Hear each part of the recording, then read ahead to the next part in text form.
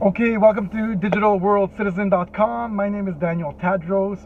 Today we'll talk about why I think bitcoins and cryptocurrency will bring more peace to this world. After this.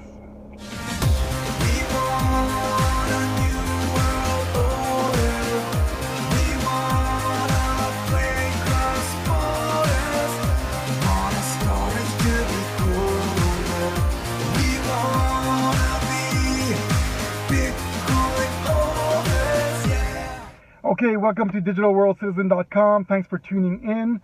Today we'll talk about why cryptocurrencies will bring peace to this world. So we've been using fiat currency money, dollar bills for the last many hundred years, and the way people are just programmed this century is to think that the dollars are necessarily controlled by the government. So when I have to buy oranges from the local fruit shop, there needs to be a government between me and the store. And we're trained that way to think the government has to be in the middle of all our transactions. And that is so false. We're just trained that way. It shouldn't be so. I mean, I should be able to buy anything I want without having a bank confirming something or a government confirming that what I'm doing is valid. But what's really changing now is that with the internet and the deployment of the web and Bitcoin, is that with the cryptography and these new concepts of blockchain, and we've been able to disintermediate trust. And so now all of a sudden we can do a transaction without having a bank in the middle, right in the middle, if there's a bank between everything that we do, and without having a government. So Bitcoin is actually the biggest civil deployment of cryptography ever done in the history of mankind. And so it allows us to trade without having a trusted middle person in between all of us. But we've been trained to think the governments need to be in the middle, and they don't. Not anymore, ladies and gentlemen.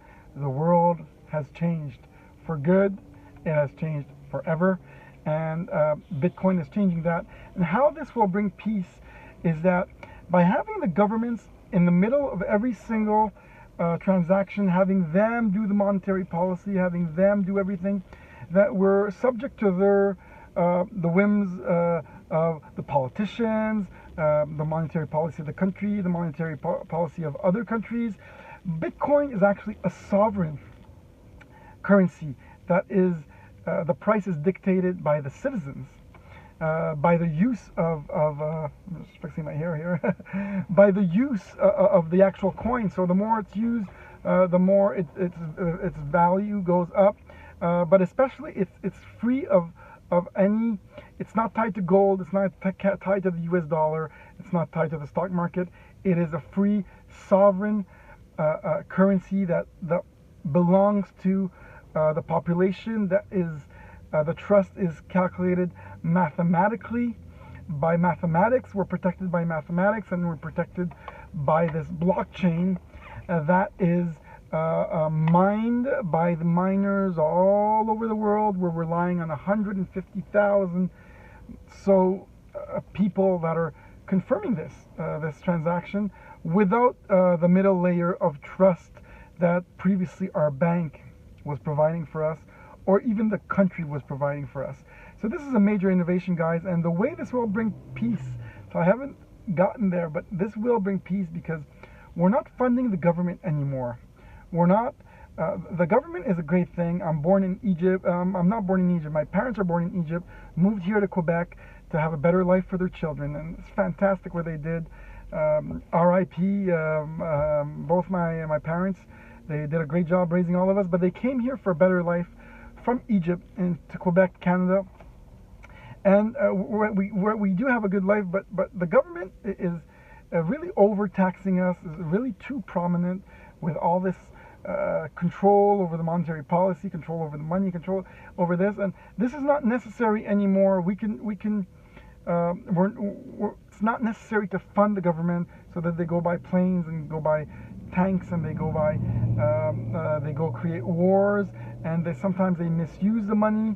They're not accountable for much. Soon they will be accountable for everything through the blockchain, and I can't wait for that day so that my money is better used.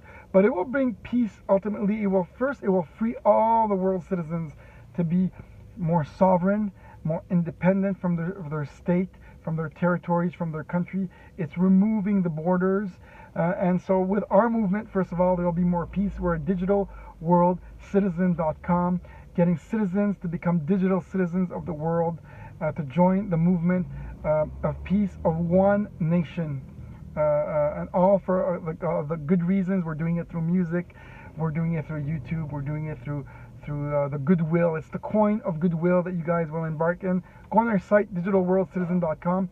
So I think by giving less money, less tax money to the government, to play around with, without giving actual results, we're removing their power to go to war. We're removing the power for them to do things and fight between the countries and stuff like that. And with this new movement that we're starting, there are no borders. You can become a citizen of the internet, a digital world citizen of the sovereign internet. And this is what we're doing. And there'll be less wars. They're going to take care of our streets. They're going to take care of our police. They're going to take care of our firemen. They're going to have a bit less money, keep the money in our pockets a little bit more. And we're going to be supporting the new anarchists, the crypto anarchists, the nerds, the engineers that have a new vision for our world, that are now, a lot of them are millionaires and billionaires that got into cryptocurrency so early. So they are now funding their philosophies and their ideas, and they will change our world. So the old, in French, la vieille garde, the old powers that are there are being disrupted. And if you guys know about the Rockefellers that installed central banks in all the countries, I'll say only one thing about this, not a conspiracy theory, but one thing. The only places where there's no central banks right now is Iran, North Korea, previously Libya, Iraq. And what happened to Libya and Iraq?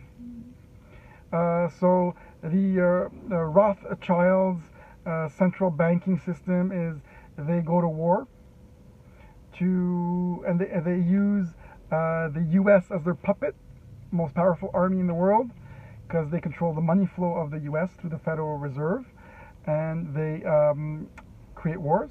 They're sometimes even funding both sides. This is a very conspiracy theory.